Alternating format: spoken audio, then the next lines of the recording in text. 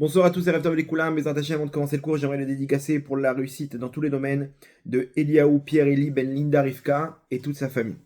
Le cours de ce soir, un cours avec la paracha de la semaine et surtout en rapport avec l'actualité, la triste actualité, l'attentat en Australie par rapport à la fête de Hanouka, juste avant, quelques minutes avant le premier allumage des bougies de Hanouka, le premier allumage dans le monde. Dans le monde, c'est-à-dire qu'il faut comprendre que dans le monde, les premiers allumages au niveau des horaires, ça commence en Australie.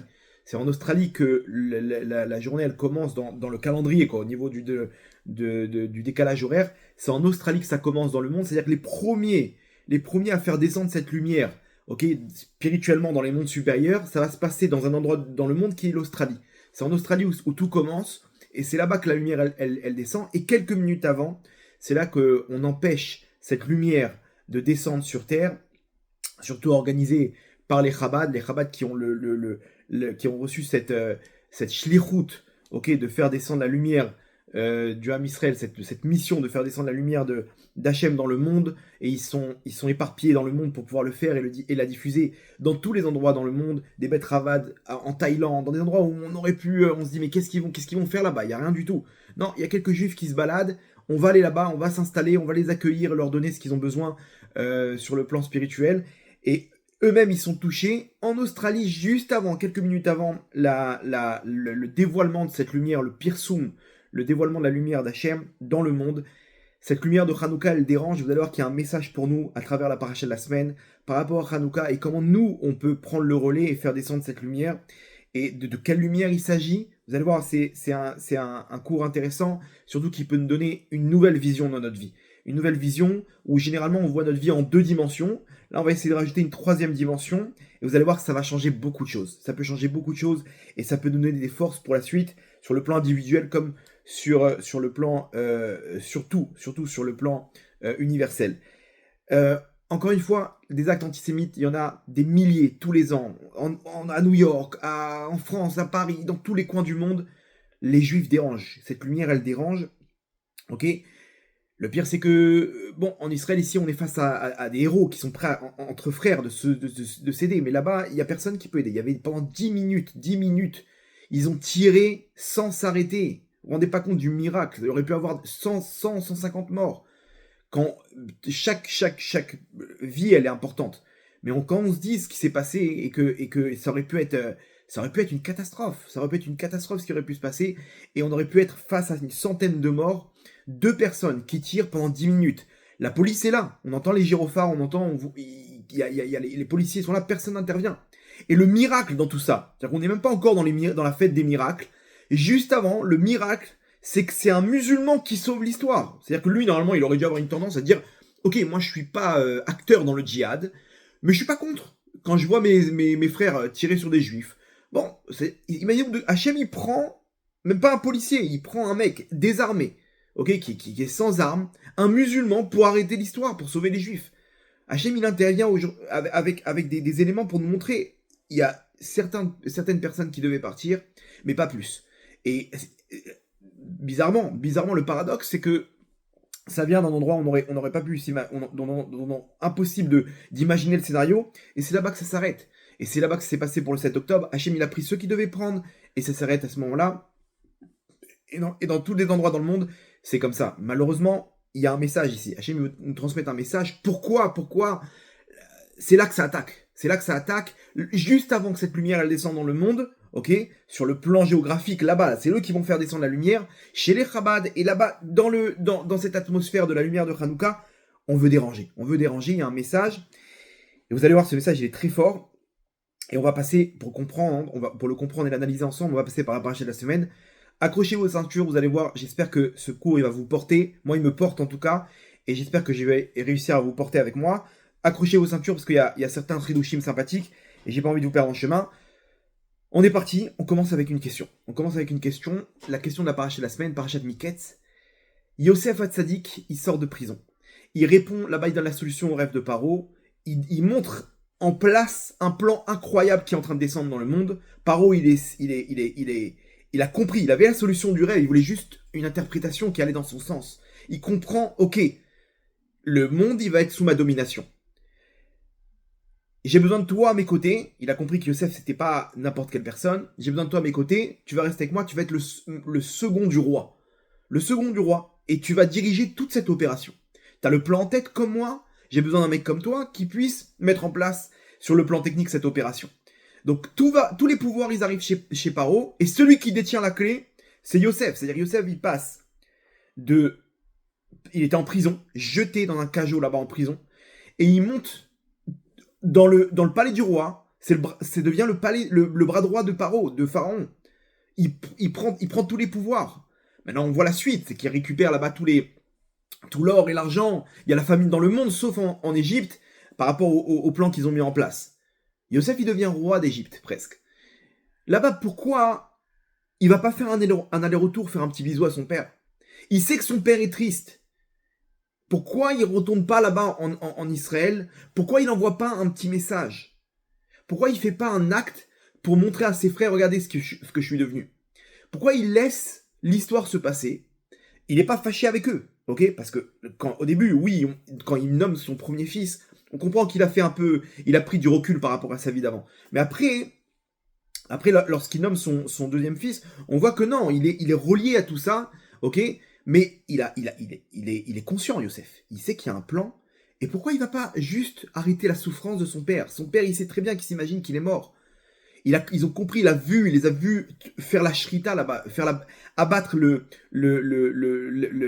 l'animal pour pouvoir peindre sa tunique de sang et montrer à son père. Il sait que son père, il a conclu qu'il est mort. Va, envoie un message. Venge-toi, au moins montre ce qu'ils ont fait tes frères. Pourquoi il fait pas tout ça, Yosef? Pourquoi il attend qu'ils disent bon, ils vont peut-être venir un jour ou l'autre? Peut-être qu'il n'est pas fâché, encore une fois, hein. Il n'est pas en train de se dire bah c'est bon, j'en ai marre, tant pis pour cette famille, ils n'ont pas voulu de moi. Bon, et même s'il pense comme ça, son père, il pense pas comme ça, mais il aime son père, il a pleuré après quand il l'a retrouvé. Pourquoi il n'envoie pas un petit message? C'est le roi d'Égypte. Prends un envoyé. Tu lui dis voilà, envoie cette lettre, tu vas à Canaan, il y a la famille de Yaakov. Tu lui donnes cette lettre. Papa, c'est moi, Yosef, ton fils. Je t'aime, tout va bien. Tac, tac. Il lui raconte l'histoire. Ne t'inquiète pas, et truc. Rassure-le, tu sais que ton père, il souffre. Pourquoi Yosef, il fait pas tout ça? Il reste dans son plan. Il n'est pas occupé par son travail. Il avait un plan derrière. Il faut comprendre qu'est-ce qu'il a cherché ici, Yosef. Et vous allez voir, c'est un message surprenant et intéressant. Et on va essayer d'analyser ensemble. Alors pour comprendre Rabotai, pour répondre à cette question et comprendre qu'est-ce qu'il a voulu faire Yosef, il faut savoir que ce monde-là, il est dirigé sur 3 dimensions. Il y a 3 dimensions. Il y a 3 dimensions, 3 visions avec lesquelles on doit voir notre vie sur Terre. Ok? Généralement, nous on reste coincé sur une seule dimension, voire une deuxième. Mais jamais on reste connecté à cette 3e dimension. Et c'est ça le problème. C'est ça qui nous menotte dans notre vie. C'est ça qui nous empêche d'aller plus loin, de repousser nos limites. C'est à cause de cette vision qu'on a qui est limitée. Et vous allez voir qu'il y a 3 dimensions. On va faire la paracha de la semaine avec les 3 dimensions. Vous allez voir, c'est incroyable. Et après, on va appliquer ça dans notre vie de tous les jours. On va faire descendre cette lumière-là dans notre vie de tous les jours. La première dimension, c'est la plus haute. La dimension mondiale, universelle, du plan d'Hachem sur Terre. Hachem, il a un plan. Et à l'époque, il dévoilait son plan à ses enfants, à Abraham, Yitzhak, Yaakov. Il dévoilait le plan. Le plan, il est simple. C'est que, une fois qu'il a trouvé Abraham Avinu, le père de toute la nation d'Israël, une fois qu'il a trouvé qu'Abraham, il était prêt à recevoir cette mission sur terre de dévoiler la lumière d'Hachem, Hachem lui annonce son plan. Il lui dit, sache une chose, c'est que si tu veux une alliance avec moi, Abraham il demande une alliance, il dit Hachem, je vais être avec toi, je veux pas que tu m'abandonnes, je veux être cette personne qui va diffuser ton nom sur terre. Hachem il n'y a pas de problème. Mais pour ça il y a une mission. Ce nom-là il va se diffuser grâce à la Torah. La Torah, les étincelles, elles sont coincées à cause de la faute d'Adam Arishon. Ok, la faute d'Adam Arishon, là-bas il y a eu toute la faute entre parenthèses, hein, je vais pas rentrer dans ce lien, mais de base, Hachem, il va comment dire, il va créer un monde. Hachem, il n'a pas besoin de nous. Il nous donne cette mission de pouvoir, dans un monde obscur, de pouvoir dévoiler sa lumière. Il le fait avec Adam Arishon, avec le premier homme. Et là-bas, Adam Arishon, il comprend, si je rentre le mal en moi, je vais pouvoir diffuser, si je rentre l'obscurité en moi, je vais pouvoir diffuser cette lumière. Il le fait, le problème c'est qu'il a fait au mauvais moment. Il le fait au mauvais moment, et là les étincelles, elles sont tombées dans les forces du mal, ok. Et il faut aller les chercher. Ces étincelles, il faut aller les chercher, ok. Et là-bas, il y a une partie des étincelles qui sont coincées géographiquement dans un endroit où il faut descendre là-bas. Il faut descendre, les chercher, et elles vont se matérialiser par la Torah qu'on va recevoir, ce message universel qui va nous permettre de comment dire, de diffuser cette lumière d'Hachem dans le monde à travers les générations jusqu'à la fin des temps. Abraham, il veut cette alliance avec Hachem. Hachem lui dit, ok, il faut aller chercher les étincelles d'Adam Arishon. Ces étincelles, elles sont descendues dans un pays. Ok, si tu veux prendre cette mission sur tes épaules, alors vas-y, mais sache. Hachem, il lui dit, à l'issue de cette alliance qu'il fait avec Abraham, Brit ben Abetarim, il lui dit, Vayomar l'Avraham. Il dit à Abraham, Yadoa Teda, sache, Ki ger yezaracha beretz lolaem, ta descendance, elle devra être étrangère dans un pays qui est pas le sien. Quel pays? On ne sait pas. On ne sait pas encore quel pays. Le pays qui va mériter à ce moment-là d'asservir le Ham Israël. Ve'avadou, mais ils vont les asservir. Ve'inu otam, mais ils vont les faire souffrir. Arba meot shana. 400 ans. 400 ans, il y a une mission de descendre là-bas, de récupérer les étincelles. C'est dur, c'est une souffrance, mais il faut descendre. Abraham, il accepte. C'est quoi la preuve? C'est qu'il prie pas. Attends, je comprends pas. On t'annonce que ta descendance, ils vont souffrir. Quand on t'a annoncé que Sodome, ils vont être détruits, t'as commencé à prier, Hachem, s'il y a des tzadikim là-bas, tu vas pas détruire la ville pour des tzadikim, pour 50, pour 30, pour 50. Il négocie, Abraham. Là, il négocie pas. Pourquoi? Parce qu'il comprend que c'est une mission. Il accepte la mission, il dit Hachem, je prends. Donc, il y a ce décret qu'il faut descendre, ok? Descendre, guerrier Zaracha. Ta descendance, elle sera étrangère dans un pays qui est pas le sien, et ils vont être asservis. Il faudra descendre ces souffrances-là, c'est les souffrances pour récupérer les étincelles, ok, de l'exil du Ham Israël, et ils vont ressortir Berechush Gadol avec une grande lumière qui va se matérialiser par des biens, de l'or et de l'argent, mais c'est le don de la Torah, et après, on commence on construit le Ham Israël. Yitzhak qui continue de préparer sa descendance par rapport à cette histoire, ok, tout le plan de Ham Israël, il va être fait par rapport à cette histoire, de récupérer, de façon à ce que la descente de Ham Israël là-bas, elle se fasse de la meilleure des manières. Et après, Yitzhak, il a 2 enfants, Yaakov et Esav. Yaakov et Esav, ils sont là, ils sont présents. L'aîné, c'est Esav. Esav, il veut pas de tout ça. Il vend son droit d'aînesse à Yaakov. Il dit, toi, tu prends tout ça, moi, j'ai pas envie de mourir, j'ai pas envie de souffrir, j'ai envie de kiffer. Ok, donc il y a un libre arbitre.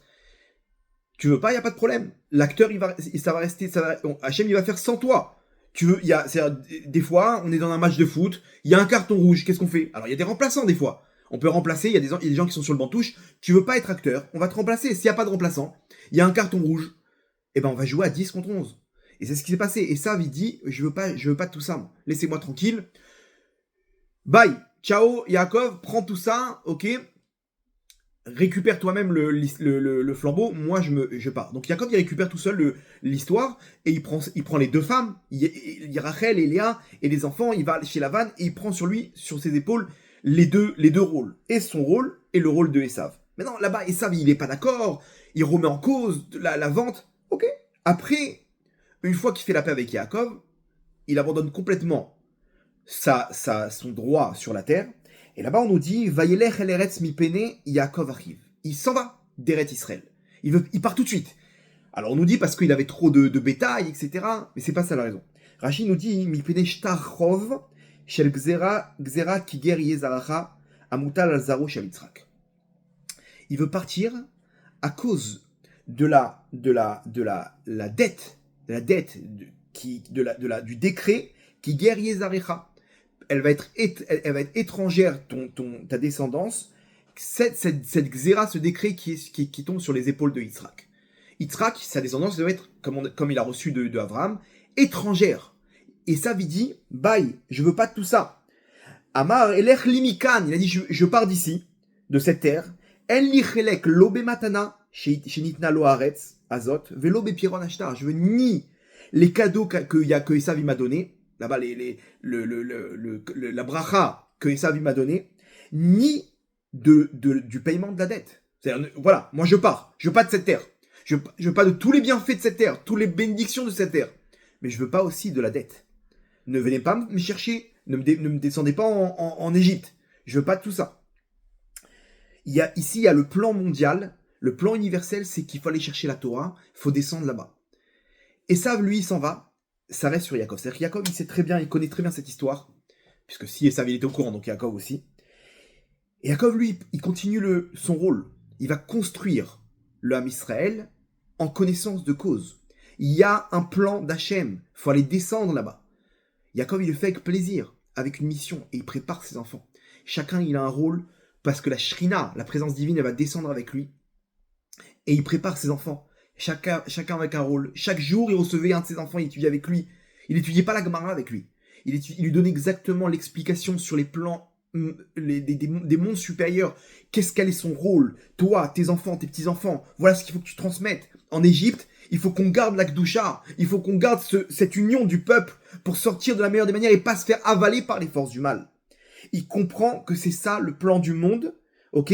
Il y a la Torah à récupérer, il faut revenir dans cette terre, Berechouj Gadol avec beaucoup de biens, matériels et spirituels, et on y va. Il y a un plan, il met tout en place, sur l'échiquier mondial, spirituel, Yaakov, il met tout en place, et il avance.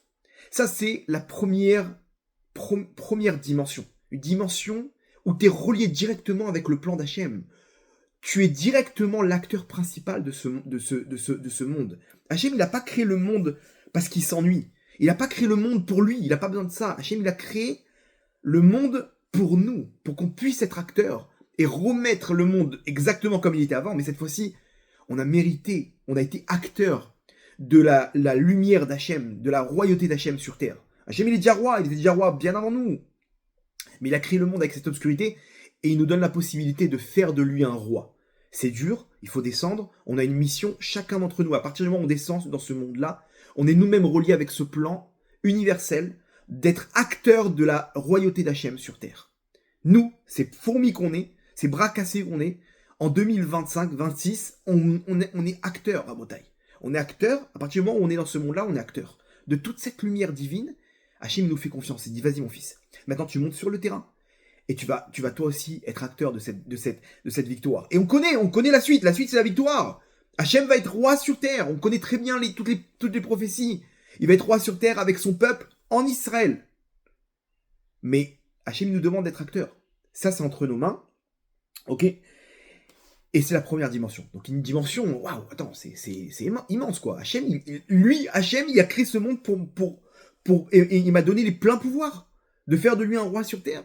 Là où je suis, dans ma petite dimension, ça c'est la première dimension à Botaï, une dimension incroyable, énorme, qui fait descendre la grande lumière d'Hachem dans ce monde-là, à travers moi, à travers toi, à travers chacun d'entre nous. Ça c'est la première dimension à Botaï. La deuxième dimension, c'est de quelle manière Hachem il va faire descendre ce plan divin. De quel scénario? Il y a plusieurs scénarios. Ça aurait pu se passer comme je vous l'ai dit avec Esav. Esav, il prend un carton rouge. Il s'en va. Donc maintenant, qu'est-ce qu'on fait? Il n'y a pas d'acteur pour remplacer ça. Qu'est-ce qu'on fait? Alors c'est Yaakov qui va prendre les deux rôles. Et comme ça, Hachem, il choisit ses acteurs, ok, par rapport au plan. Le plan, il est déjà prévu. On sait déjà comment ça va se passer. On sait déjà qu'à la fin, comment ça va se terminer. Mais quels sont les acteurs? On ne sait pas. Qui va prendre qui va être l'acteur principal? Et il y en a plein des acteurs principaux. Et il y en a plein des acteurs secondaires. Il y en a plein qui peuvent avoir un rôle central dans cette mission. Mais et de quelle manière ça va se mettre en place? De quel pays va récupérer le décret? En l'occurrence, c'est l'Égypte là maintenant qui prend la casquette, qui prend la mission d'asservir les bénis Israël. Et ils vont se faire punir par ça. Ça aurait pu être un autre pays, ok? Mais c'est l'Égypte, dans leur faute, dans leur impureté, qui prennent cette mission d'asservir les bénis Israël. Donc de quelle manière ça va se passer? Ça, c'est la deuxième dimension à Botaï. Le scénario. Le scénario avec lequel Hachem il va faire avancer la Géoula, sa royauté, la lumière de sa royauté sur terre. Et là commence la paracha de cette semaine. Vayi miketz shnatayim yamim. Pourquoi miketz shnatayim? Pourquoi on emploie ce terme miketz et à la fin de cette période des 2 ans? Ok, donc là, il y a une période à part qui est 2 ans, en plus des 10 ans de prison qu'il a eu Yosef. On nous dit Miketz. Pourquoi Miketz? Rachid, il dit, mais attends, on aurait dû dire Misof à la fin. Miketz à l'extrémité. C'est pas pour rien, parce que là, le Ketz, ça fait référence à la fin des temps. À la fin des temps, quand on dit Mechashve Kitzim, ceux qui calculent la date de la venue de Mashiach, de la Géoula, de la fin des temps, on n'appelle pas ça le Tahrir, le Zman, le temps, la date. On nous dit Ketz, l'extrémité, pour nous dire que le monde, il arrive à une ligne d'arrivée. On emploie ce terme Ketz. Mais Ketz, pour nous dire ici, attention, tout ce qui va se passer, ça s'inscrit dans le plan mondial, dans le plan universel. Ketz, c'est le plan qui fait référence, on veut que tu fasses la référence avec la Géoula. Ici, on est dans un épisode de la Géoula. Yosef, il devient acteur maintenant dans sa petite dimension. Il s'inscrit dans la grande dimension du scénario qui va faire avancer le plan de la Géoula. C'est pas pour rien qu'on nous parle de ça. Yaakov, il a reçu une information, c'est que pourquoi on va être asservi? C'est que les forces du mal, elles vont prendre le dessus, en fait. Les forces du mal, elles vont prendre le dessus, et c'est pour ça qu'on va se faire asservir. C'est qu'on doit descendre là-bas, donc on doit être sous la domination des forces du mal. La Gemara dans Shabbat, elle nous dit que Yaakov, il aurait dû descendre avec des chaînes de fer. Il aurait dû être enchaîné et fouetté et descendre dans ce pays. Il sait très bien les forces du mal, ils vont pas lui faire de cadeaux. Il a évité la vanne, il a évité Esav, mais là, tu vas aller chercher les étincelles, faudra te battre Yaakov. Et les forces du mal, ils vont avoir la domination, ils vont recevoir le budget. Ils vont recevoir tout le budget pour asservir les Bnei Israël. Ils vont pas se laisser faire. Et Yaakov, il sait très bien qu'il va descendre enchaîné. Comme ça, la Gemara dit, il aurait dû descendre enchaîné en Égypte. Il prépare ses enfants, ok? Donc là, le scénario, il l'a plus ou moins. Il sait que ça va être un scénario terrible. Mais il n'a pas peur, Yaakov. Il descend. Il a Hachem avec lui, il a Shekhinah avec lui, il prépare ses enfants. Et là, d'un coup, Hachem, il lui montre un autre scénario. Yaakov, il comprend pas exactement de quelle manière ce scénario va se réaliser, mais il comprend que c'est pas le scénario des chaînes en fer. Il comprend qu'Hachem, il a déjà adouci tout ce décret. D'où il comprend tout ça, Yaakov? Les rêves de Yosef. Yosef, il fait des rêves. Il lui dit, papa, regarde, vous allez tous vous prosterner devant moi, ok? Il raconte comment tout le monde se prosterne, les frères, Yaakov, etc. Mais attends 2 secondes. C'est intéressant. Mais c'est Yosef qui est au-dessus de tout le monde. C'est-à-dire quoi si on se prosterne devant toi? C'est-à-dire qu'il y a le Ham Israël, il y a nous, on va se faire asservir, mais on va se faire asservir par toi? C'est toi, Yosef, qui va nous contrôler? Je comprends pas. Yaakov, il comprend pas.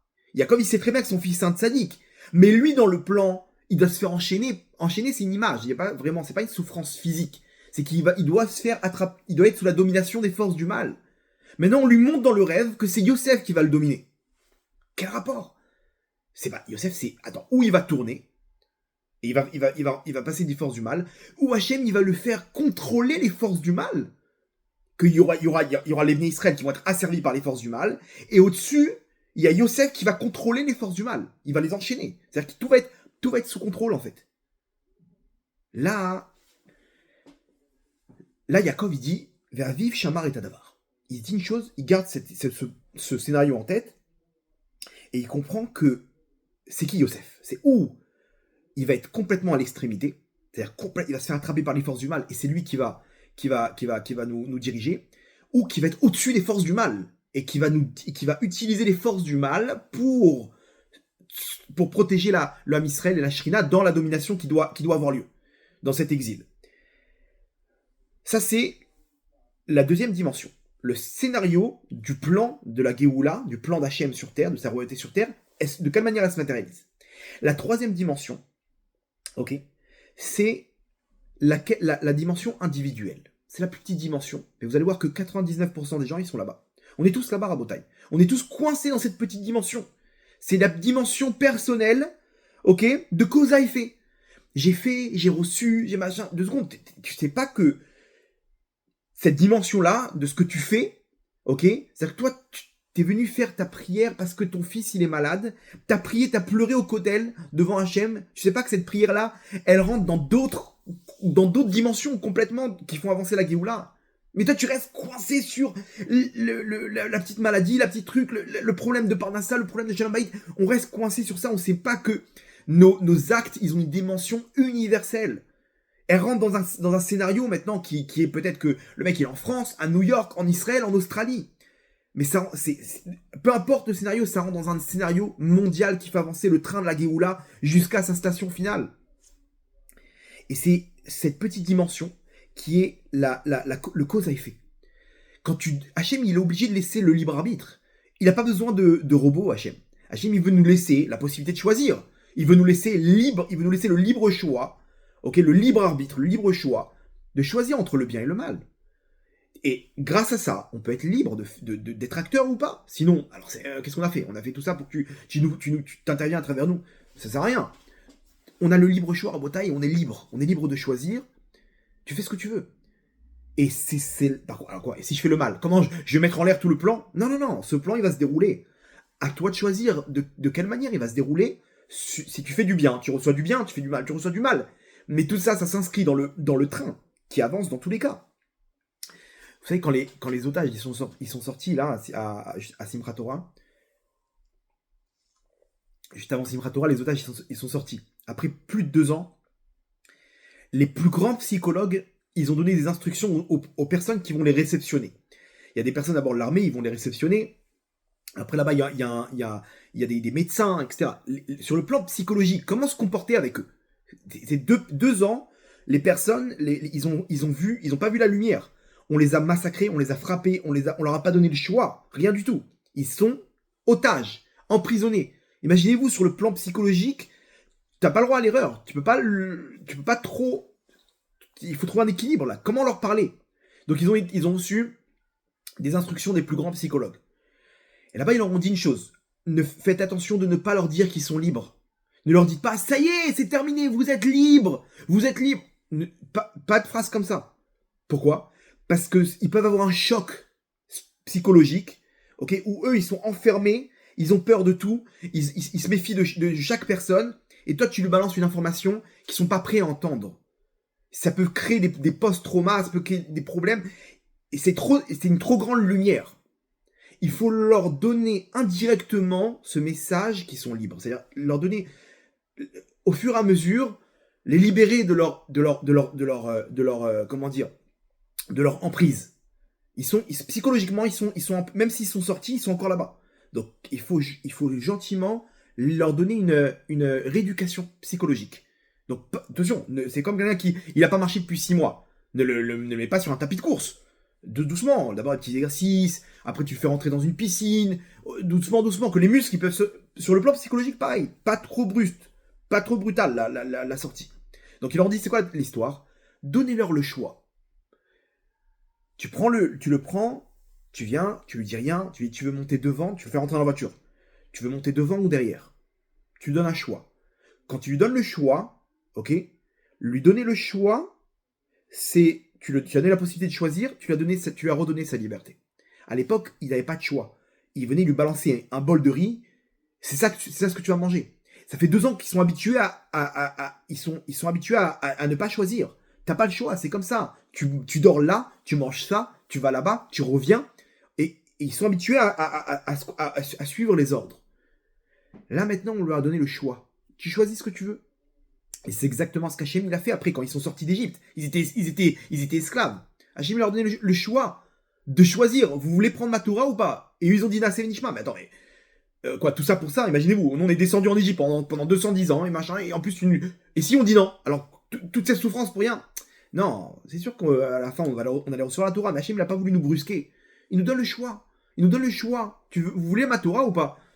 Et donc on a dit oui, Nasser Nishma. Donne-lui, tu dis que tu veux quoi? Un café, une cigarette? Qu'est-ce que tu veux boire? Tu veux boire un coca? Tu veux boire de l'eau?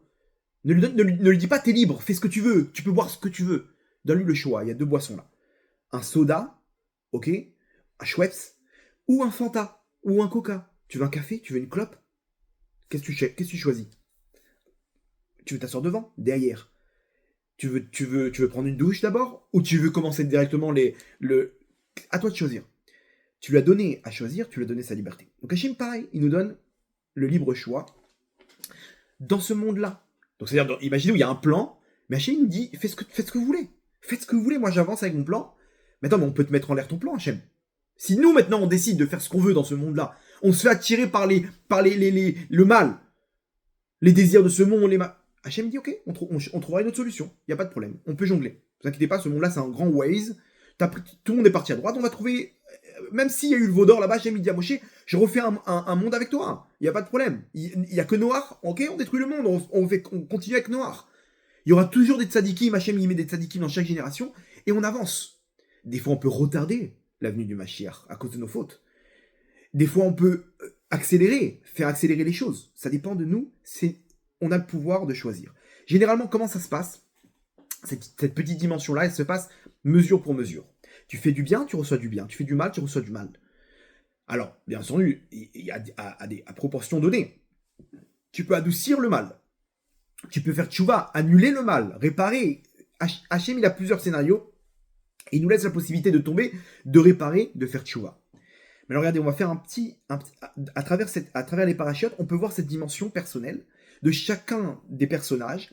Et vous allez voir, on va faire un petit zoom pour comprendre comment ça marche, comment c'est incroyable, quand c'est mesure pour mesure, du tac au tac. C'est incroyable.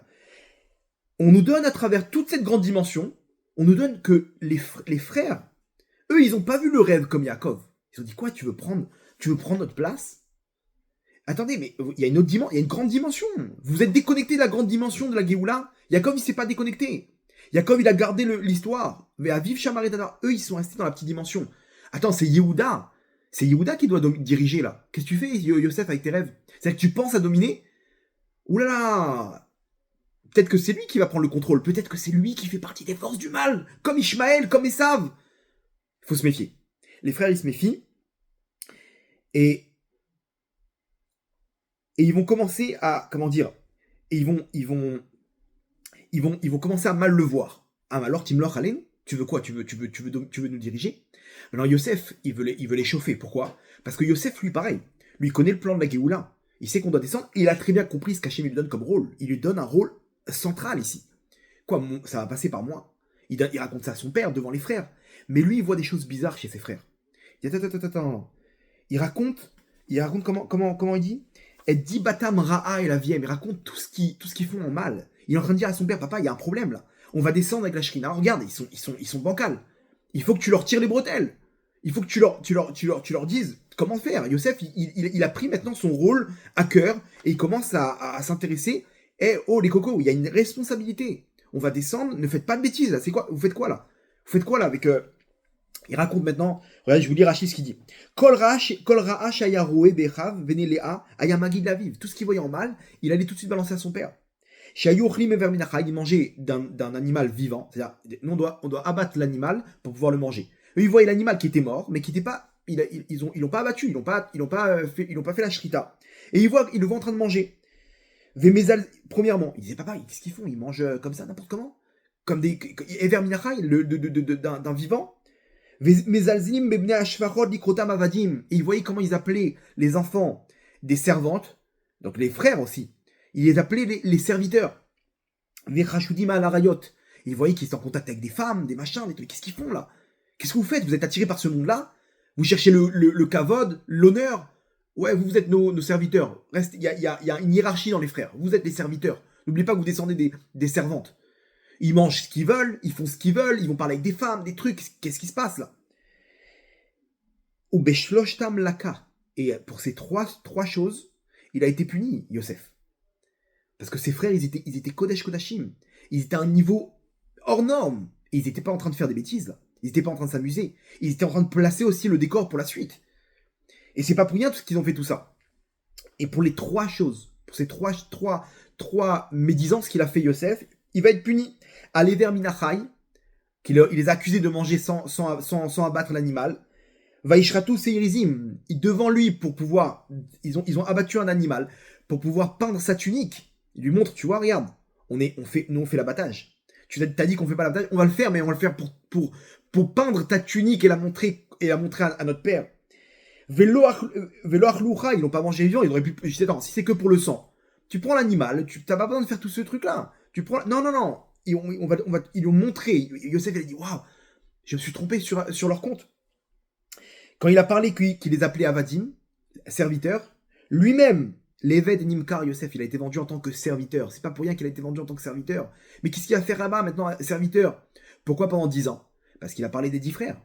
Les 10 frères, il a parlé d'eux. Alors qu'eux, ils étaient d'accord, même ceux qui tapent les serviteurs, ils disaient, mais qu'est-ce qui t'arrive, Yosef? T'inquiète pas, on sait très bien ce qu'on fait. Ils sont pas en train de nous humilier, on se sent pas humilié. Bon, ils communiquaient pas avec lui pour lui expliquer ce qu'il pensait, mais il y avait un truc spécial dans tout ça. Vers la Rayot, quand il a raconté sur l'adultère qu'il faisait avec les femmes et machin, lui-même, il a été testé dans l'adultère avec la femme de Potiphar. Et là-bas, donc, on voit quoi? On voit que tout ce qu'il a fait, Yosef, Hachem, il a puni. Tu veux, c'est-à-dire, il y a un plan général, mais à l'intérieur, si tu fais une faute, Yosef, tu vas récupérer.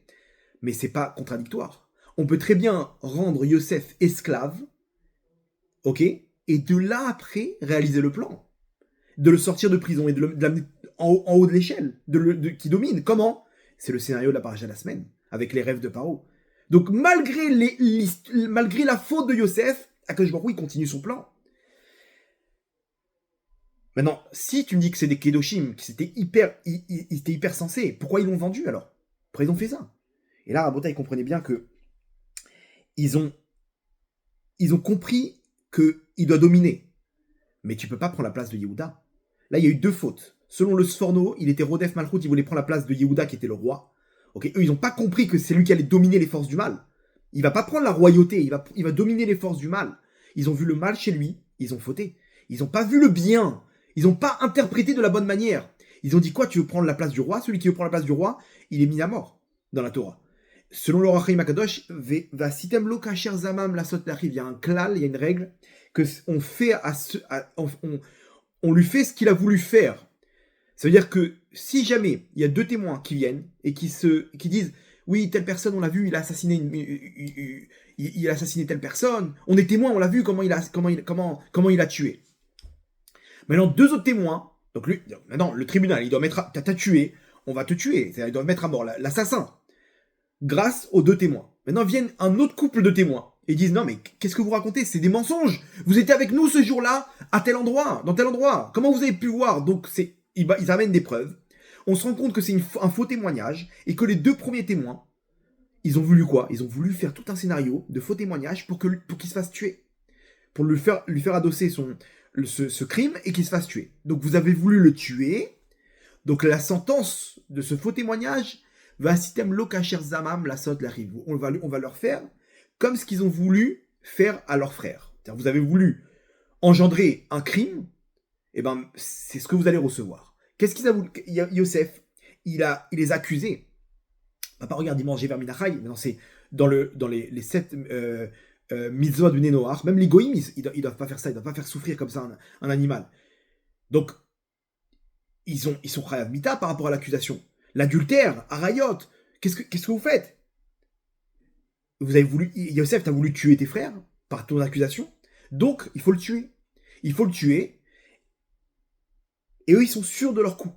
Ils sont sûrs de leur coup à tel point que quand, mesure pour mesure, ils connaissent très bien cette règle. Même quand Yosef, il les rend fous là-bas en Égypte. Même là-bas, ils se disent pas parce qu'on a vendu notre frère. La seule faute qu'ils trouvent, c'est parce qu'il nous a supplié. Et on n'a pas écouté sa voix quand il nous a supplié, notre frère. Mais le vendre, le tuer, on avait le droit de le faire. À tel point qu'ils ont fait participer Hachem avec eux. Ils ont dit Hachem, regarde ce qu'on va faire. On va montrer la tunique de sang à Yaakov. Yaakov, à Kerna, tu reconnais la tunique de ton fils?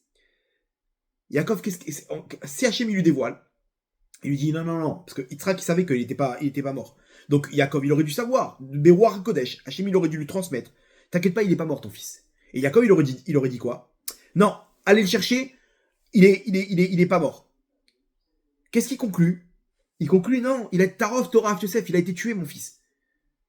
Donc, les frères de Yosef, ils disent, viens, on va mettre ça à Yaakov, et lui, il va conclure. Si Hachem, il lui montre, il lui donne l'information. Ok, alors on ira chercher Yosef. Si Hachem, il lui donne pas l'information, il va conclure qu'il est mort.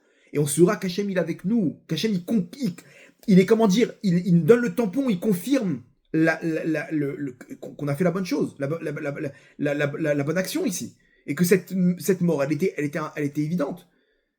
Et il montre ça à Yaakov. Yaakov, il dit, non, mais pourquoi il est mort? Tarov, Torav, Yosef, il a été tué par une bête. Il a été terrassé. Pourquoi tu conclus ça, Yaakov? Mesure pour mesure. Yaakov lui-même, il sait que c'est avec la tunique qu'il a pris à Esav. Il a fait souffrir son père. Et pendant 22 ans, il était absent. Il comprend, Yaakov, que tout est mesure pour mesure. Tu fais du mal. J'ai fait souffrir mon père avec la tunique que j'ai volée à Esav. Donc maintenant, moi-même, on me donne la souffrance à partir de mon fils qui fait souffrir un père. Dans la mort de mon fils, Yosef, à travers une tunique. Yaakov, il comprend comment ça marche le monde. J'ai fait du mal. Je reçois du mal. Donc il est mort, mon fils. C'est évident qu'il est mort. C'est le seul scénario que je puisse réparer la faute que j'ai fait envers mon père, envers Yitzhak. Donc il conclut la mort, Yaakov. Et les frères de Yosef, ils disent, c'est bon. S'il a conclu qu'il est mort, alors voilà, très bien. Donc maintenant, on sait qu'Hachem, il est avec nous. Ils ont aucun remords. Aucun remords. Plus tard, Yehuda, quand il a fait souffrir son père Yaakov en lui montrant la tunique, alors que Yosef, il n'était pas mort. Donc cette souffrance, elle a pas lieu d'être. Hachem, il va lui faire la même souffrance. Et on va lui montrer Akerna, avec les mêmes mots. Reconnais toi aussi à qui appartient tout ça. Et Tamar là-bas lui fait la honte de sa vie à Yehuda. Yehuda, il comprend le mesure pour mesure. T'as fait souffrir Yaakov, on va te faire la même souffrance. Tout est mesure pour mesure. Le mal que tu fais, tu reçois. Le bien que tu fais, tu reçois. Et à travers tout ça, maintenant, 2 secondes. Comment vous n'avez pas conclu que vous avez fait la mauvaise chose? Non, Hachem, il voulait que ça se passe comme ça parce que Yosef, il doit payer. Et donc Hachem, il était avec eux, oui, faites-le descendre en tant que serviteur. Le seul problème qu'ils ont compris, mesure pour mesure, le mal que tu fais dans le monde, Hachem, pour que tu puisses réparer, il te fait la même souffrance. Qu'est-ce qui se passe maintenant? Ce roi, il nous rend fous. Vous êtes des espions, vous n'êtes pas des espions, allez chercher votre frère. Et nous, on dit, mais on n'est pas des espions, je t'en supplie, écoute notre voix. C'est quoi la souffrance qu'on a maintenant? On est en train de supplier quelqu'un qu'on est face à un mur. Peut-être que nous aussi, quelqu'un nous a supplié et on a bouché nos oreilles. Donc, mesure pour mesure, c'est pas parce qu'on a vendu notre frère Yosef. Non, il savait que c'est sûr qu'il est mort dans cette histoire. Ou qu'il a perdu sa neshama. Parce qu'ils l'ont cherché là-bas, ils ont essayé de le trouver. Il est où? Où est-ce qu'il a pu atterrir? Ils se disent, c'est pas parce qu'on l'a vendu. Ça, il méritait Yosef. C'est parce qu'il nous a supplié. Et on aurait dû adoucir nous-mêmes le Midat Hadin. Nous-mêmes, on aurait dû adoucir l'histoire dans tout ça. Il nous supplie. Pourquoi t'as pas trouvé un autre scénario? Ok, tu dois le mettre à mort. Mais trouve un autre scénario. Yaakov lui-même, quand il était face à Eliphaz, le fils de Esav, Eliphaz lui dit, j'ai reçu l'ordre de mon père de te tuer. Yaakov, il lui trouve un autre scénario. Il lui dit, regarde, prends tous mes biens. Et un pauvre, il est considéré comme un mort. Et comme ça, tu auras réalisé la mise à mort. Ok, super, bonne idée. Et Eliphaz, il voulait pas tuer Yaakov. Mais eux, ils voulaient le tuer. Eux, ils avaient de la haine contre lui. Trouve un scénario, adoucis le din. C'est ça ce qu'Hachem il leur a reproché. De quelle manière vous faites descendre Yosef? Yosef, il aurait pu descendre d'une autre manière. Pourquoi vous le vendez en Égypte? Pourquoi vous tuez sa neshama? Et ça, il leur a fait le reproche après. Yosef, c'est la paracha de la semaine prochaine. Mais regardez comment tout est mis en place mesure pour mesure dans cette histoire. Il n'y a aucune erreur. Tu fais du mal, tu reçois du mal. Tu fais du bien, tu reçois du bien. Quelle est la souffrance que vous avez fait ici? Ok, on devait le vendre, Yosef. On devait le tuer. Mais il te supplie. De quelle manière tu fais ça? Je sais pas. Trouve un autre scénario. Rabbi Yehuda Nassi lui-même, Rabotai. Lui-même, il était en train d'étudier. Et là, d'un coup, il y a un veau qui rentre dans le Beth Midrash. Ils ont voulu abattre un veau. Et ce veau-là, il s'est débattu. Il rentre dans le Beth Midrash. Il arrive dans les jambes, dans les pieds de Rabbi Yehuda Nassi. Il lui montre des yeux de pitié. Je t'en supplie, sauve-moi. Rabbi Yehuda Nassi, il le caresse, il lui dit, mais c'est pour ça que t'es venu sur Terre. C'est c'est ta mission. Comment ça, je vais prendre maintenant un animal de compagnie? Les Karnot Sarta, c'est pour ça que t'es venu au monde. Et ils ont attrapé l'animal et ils l'ont abattu. Il a raison, Rabbi Yehuda Nassi.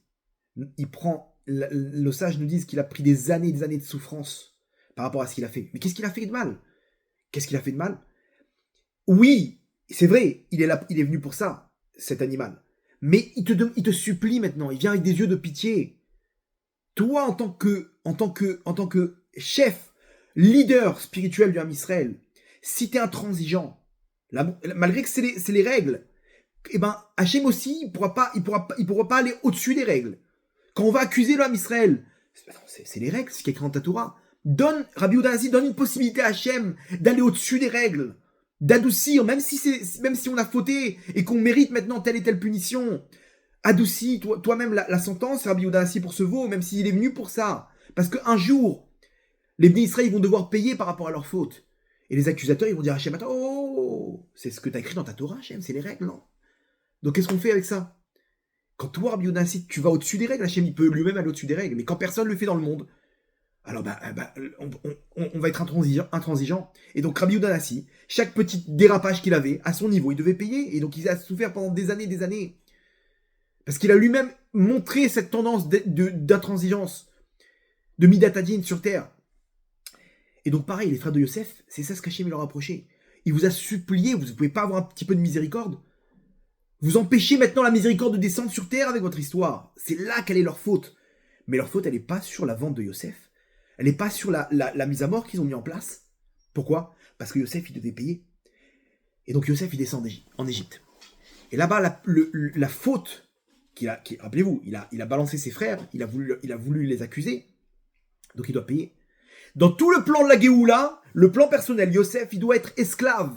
Parce que il a parlé de ses 10 frères à son père qui parlait d'esclaves au fils de la servante. Donc lui-même, il doit être 10 ans pour chacun de ses frères. Pour les 10 frères, il doit être 10 ans esclave. Donc il descend en Égypte, Rabotaï. Mais là-bas, c'est de là-bas qu'il va prendre sa place d'acteur principal. C'est là-bas qu'il va devenir acteur. Il va se retrouver face à la femme de Potiphar. L'épreuve de l'adultère face à la femme de Potiphar, qu'est-ce qu'il fait? Il est face à son épreuve personnelle, il doit payer sa faute. Et il va pour tomber, Rabotaï. Et là, Yaakov, il intervient. Et il se dévoile à lui, il lui dit, mon fils, tu vas perdre ta place dans les pierres du pectoral du Kohen Gadol. Qu'est-ce qu'il fait, Yaakov? Yaakov, il lui montre à Yosef, il lui dit, mon fils, ne reste pas dans tes petits comptes là de toi et qu'est-ce que tu veux. Ne reste pas là-bas. Connecte-toi avec la 3e dimension, qui est la dimension mondiale, que si tu tombes maintenant, tu perds ta place d'acteur principal dans le Ham Israël, ton nom ne sera pas gravé dans les pierres du Kohen Gadol. Yosef, bats-toi. Comment il le réveille? Il le reconnecte avec la 3e dimension. Yosef, il est resté dans sa petite dimension. Bon, bah tant pis, je suis un homme, qu'est-ce que tu veux? Je suis tout seul en Égypte. Qu'est-ce que tu veux que je fasse? Je suis un homme, non? Il lève les bras, Yosef. Et là, comment il le réveille, Yaakov? Il lui montre la 3e dimension. Attention, n'oublie pas qui tu es. N'oublie pas que ça doit passer par toi, Yosef. N'oublie pas qu'il y a le plan mondial avec le Kohen Gadol, le Beth Amikdash. Tu vas être où dans tout ça? Ne reste pas coincé dans ta petite dimension, Yosef. Connecte-toi à ta 3e dimension. Fais descendre cette grande lumière. Yaakov, il lui remonte sa grande lumière. Yosef, il se réveille. Quoi? Qu'est-ce que je fais? Il saute par la fenêtre. Et là-bas, il finit en prison à cause de cette histoire. Et en prison à Botaï, 10 ans. Il prend 10 ans. Les 10 ans où il est esclave. Il prend tout son rôle là-bas, dans cette prison. Il se reconnecte avec cette lumière. Pendant 10 ans, il est en prison. Et là-bas, à un moment, il oublie cette dimension. Vous voyez que là-bas, il est tout le temps face à Hachem. Il perd pas le nord. Il est avec le sourire. Il sait qu'il y a un plan dans ce monde-là. Hachem, tu prendras le temps qu'il faut. Je perds pas le nord. Je suis avec toi, Hachem. Là-bas, même quand il voit les ministres faire la tête, il leur dit, pourquoi vous faites la tête? Pourquoi vous n'êtes pas heureux? C'est-à-dire que lui-même, il était heureux. Lui-même, il était serein. Il sait que tout est entre les mains d'Hachem. Il y a un patron dans ce monde-là. Tout va bien. Il a une confiance incroyable envers Hachem. Mais le problème, c'est qu'après 10 ans, il s'est attrapé par il a ses sentiments personnels. Et il sait que c'est bientôt terminé. Et là, quand l'un des ministres est libéré, il attrape, il dit, je t'en supplie, ne m'oublie pas. N'oublie pas que c'est moi qui t'ai sorti d'ici. C'est mon interprétation qui t'a sorti d'ici. Et juste avant de partir, il dit, je t'en supplie, rappelle-toi de moi. Quoi, 2 fois? Qu'est-ce qui se passe, Yosef? Ça dépend de lui? T'es dans le cause à effet, là? Là, Yosef, il a fauté. Il est redescendu dans cette petite dimension de cause à effet. Ça dépend de lui. S'il se rappelle de moi, je sors. S'il se rappelle pas, mais qu'est-ce que tu fais, Yosef? T'es pas dans cette petite dimension. Qu'est-ce qui t'arrive? Là, Yosef dit, non, mais qu'est-ce que j'ai fait? Yosef, il prie Hachem. Il dit, Hachem, fais en sorte qu'il oublie qu'il oublie cette information, qu'il oublie que j'existe sur Terre, de façon à ce que la délivrance, elle vienne de toi, de ta grande dimension à toi, Hachem. Par quelle dimension tu vas, par quel scénario, peu importe. Mais moi, maintenant, je me suis déconnecté de toi, Hachem. Et pour chaque mot, il a pris 1 année en plus. 2 ans. Donc regardez bien ce qui se passe. Pendant 2 ans, la Géoula, tout le plan, la dimension maintenant mondiale, universelle, elle est mise en stand-by. Parce que sur le plan individuel, Yosef, il a fauté.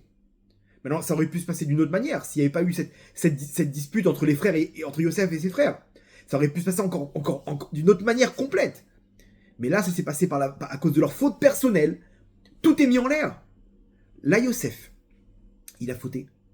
Sur le plan, mais c'est une faute terrible, où il s'est déconnecté à son niveau, il s'est déconnecté du plan mondial, de la Géoula. Donc, pendant 2 ans, la Géoula, elle est mise en stand-by, Rabotai. Vous entendez ça? 2 ans, tout le monde, il est mis en stand-by pour que Yosef, qui a pris une dimension maintenant, acteur principal avec son épreuve, lui, il n'est pas prêt, alors on attend. Et Paro, il a marqué, pendant 2 ans, il fait le même rêve et il oublie, il se réveille le matin, il devient fou, il dit, mais c'est quoi ce rêve? C'est quoi ce rêve?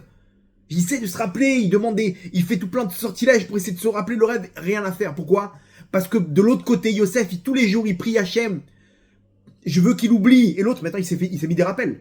Parce que c'est important pour lui de sauver Yosef, comme il s'est rappelé de lui. Je veux le sortir de là-bas, je veux qu'il soit mon conseiller, je veux l'amener avec moi, lui. Ce Yosef, c'est un personnage incroyable. Il se met un rappel sur son téléphone, il se met des post-it. Ok, demain soir, je vais voir Paro, je vais manger avec Paro. Faut pas que j'oublie de lui parler de Yosef. Il finit, il rentre chez lui, le vin, l'alcool, les machins, ils ont fait la teuf. Il rentre chez lui, j'ai pas parlé de Yosef, Pourquoi? Parce qu'en parallèle, Yosef, il supplie Hachem, fais-lui oublier l'information. Et Paro, maintenant, il doit faire le rêve, tout doit commencer. Le plan de la Géoula, il doit avancer. Et Yosef, pendant 2 ans, il arrête l'histoire. Il arrête l'histoire. Pourquoi? Parce qu'il a perdu cette lumière de se connecter avec la dimension universelle. La 3e dimension à Botaï. Là, on va faire une petite parenthèse. Quand Yaakov il arrive en Israël, juste avant d'arriver en Israël, il a oublié des fioles d'huile. Des petites pachim ktanim. Ok, des petites fioles. Donc ça, je nous disent, il est retourné les chercher. C'est bon, laisse tomber. Qu'est-ce qu'on perd du temps? Et à cause de ça, il s'est retrouvé seul face à Esav, à l'ange d'Esav. Donc ça, je nous dis que ces mêmes fioles, c'est plus tard, c'est avec ces fioles-là d'huile, elles vont faire toutes les générations. Elles vont arriver au temple, au Beth Amikdash. Et le miracle de Hanouka, il va avoir lieu avec ces petites fioles d'huile, qui sont celles de Yaakov. Il a mis de côté ces fioles d'huile, et on va les garder. Et c'est ces fioles d'huile qui ont été protégées, que lorsque les Grecs sont rentrés, ils ont tout dévasté, ils ont tout impurifié, ils n'ont pas trouvé ces fioles d'huile, et Hachem, avec ça, il a fait le miracle de Hanouka, où tous les jours, la menorah est allumée à partir de ces fioles-là pendant 8 jours. Normalement, elle devait contenir une journée. Une journée, ça a duré 8 jours. Ok? Un des avis, c'est que c'est les mêmes fioles de Hanouka. Maintenant, on va rejoindre avec la lumière de Hanouka l'histoire de Yosef Hatzadik. Qu'est-ce qu'il a fait? Qu'est-ce qu'il a voulu transmettre avec ces fioles-là? Il est parti chercher cette grande lumière de Hanouka. Cette lumière de Hanouka, c'est quoi? C'est une lumière qui est au-dessus de la nature. Ok, on nous parle des miracles qu'il y a eu là-bas à Hanouka. Le Or Aganouz, cette grande lumière cachée, qu'Hachem il a cachée, qu'il a laissé que pour les tzadikim. C'est cette lumière qui va être au-dessus de la nature. C'est quoi? C'est la lumière de la 3e dimension. C'est la lumière qui va réparer le monde, qui va amener le monde vers sa réparation, vers la royauté d'Hachem sur terre. C'est la 3e dimension dont on parle. Et que des fois, nous, quand on est coincé dans nos règles de la nature, que nous-mêmes, on s'est coincé à cause du mal qu'on a fait. On a fait des fautes, on a fait du mal, donc on s'est amené sur nous tout ce mesure pour mesure. C'est les règles de la nature, c'est la petite dimension dans laquelle on se trouve. Et on est coincé là-bas. Il faut savoir une chose, Rabotaï, c'est qu'il y a cette 3e dimension. Cette 3e dimension, c'est la grande lumière d'Hachem, ce Or Aganouz qui va venir nous remettre face au chemin de la réparation, face au chemin que chacun d'entre nous il a en tant qu'acteur pour faire avancer la royauté d'Hachem sur terre vers la Géoula finale. Et ça, Rabotaï, c'est la lumière de Hanouka. Une fois dans l'année, on peut se connecter avec cette lumière-là. Lorsqu'on allume la lumière, vous allez voir, qu'est-ce qu'on fait? On fait descendre cette lumière dans l'obscurité. Cette obscurité, c'est les règles de la nature. C'est là où on est coincé à cause de nos gilgoulim d'avant, à cause de nos fautes. Et on n'arrive pas à sortir parce qu'on tombe. On n'arrive pas à faire tchouva parce qu'on est coincé là-bas. Et c'est tout un cercle vicieux. Et comment on sort de là-bas? Comment on se reconnecte avec ces grandes lumières? Moi, j'arrive pas à me dire que je suis connecté à ce grand projet. Et c'est ça qui met des bâtons dans les roues, Rabotaï. Donc je fais quoi? Comment je fais pour faire, tu vois, comment je fais descendre cette troisième dimension? Jacob, il savait très bien qu'on allait être coincé dans ces règles de la nature. Des faux, ses enfants eux-mêmes, ils sont tombés dans le piège. Donc il est parti chercher ses fioles, et c'était important pour lui. On peut pas avancer maintenant, on peut pas rentrer en Israël. Israël, c'est le lieu de la Géoula, le lieu où va se retrouver la délivrance finale. On peut pas aller dans la délivrance finale en Israël si on n'a pas ces fioles-là. À un moment dans l'histoire, on va être coincé dans la galoute, dans l'exil. On peut se noyer là-bas. Donc il nous faut cette lumière une fois par an qui nous revitalise, qui nous ressuscite sur le plan spirituel. C'est la lumière de Hanouka. Et c'est ce qui s'est passé avec Yosef. Yosef, il a 2 ans en plus en prison. Ok? Il voit plus le lien là maintenant. Il dit, comment je sors de là? Et Yosef, il perd pas le nord. Il se laisse pas embrouiller à Botaï. Hachem, il le sort de là-bas. Ça y est, c'est terminé. Il amène face à Paro, c'est la paracha de la semaine, à Botaï. Et là, hein, il fait tchouva. Il est plus dans cette petite dimension de cause à effet. Si je le supplie d'intervenir auprès de Paro, alors je sortirai de prison. Non, ça c'est la petite dimension. Il est plus là-bas, Yosef. Yosef, il se reconnecte avec sa grande dimension. Hachem, je veux pas que ça passe par lui, je veux que ça passe par toi. Et là, Hachem, il intervient. Après 2 ans, Yosef, il reste pas 1 minute de plus, pas 1 seconde de plus. Ça y est, t'as réparé la faute, ta faute personnelle. Maintenant, le plan de la Géoula, il commence. C'est-à-dire, Tsou Minabor, il le sort du trou. Paro, il fait les rêves, personne n'est là pour l'aider, pour le faire comprendre comment ça marche. Ok? Yosef, il intervient maintenant. C'est-à-dire, imaginez-vous les sorciers de Paro. Ils connaissent tout ce qui se passe sur le plan astrologique, dans les mondes c'est des idolâtres. Ils savent comment ça marche en haut. Ils savent comment les forces elles fonctionnent. En fait, tu vas voir comme ça. Non, Paro, il comprend. C'est beaucoup plus grand que ça, ce rêve. Et d'un coup, mais il y a un juif là-bas. Il y a un petit jeune en prison. Il connaît les rêves. D'un coup, il s'est rappelé. Ça y est, maintenant, tu dois sortir, Yosef. Et là, regardez comment il a fait tchouva, Yosef. Il ne retombe pas dans la petite dimension. Il reste connecté avec la grande dimension. Et là, regardez comment c'est fort. Là, il se passe une scène, Rabotaï, incroyable. Cette scène, comprenez bien. Dans quelle prison il est Yosef? Il n'est pas avec les parias de la société. Il n'est pas avec les voleurs, avec les assassins. Pas du tout, pas du tout. Là-bas nous dit le verset. Vaitnu el bet asoar. Ils l'ont mis en prison. Makom ashira siré ameler asurim. Dans la prison où se trouvent les prisonniers du roi.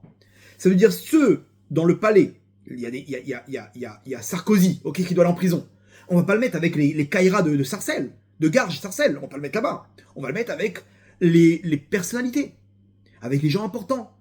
Là-bas, il n'aura pas le même sort que les autres en prison.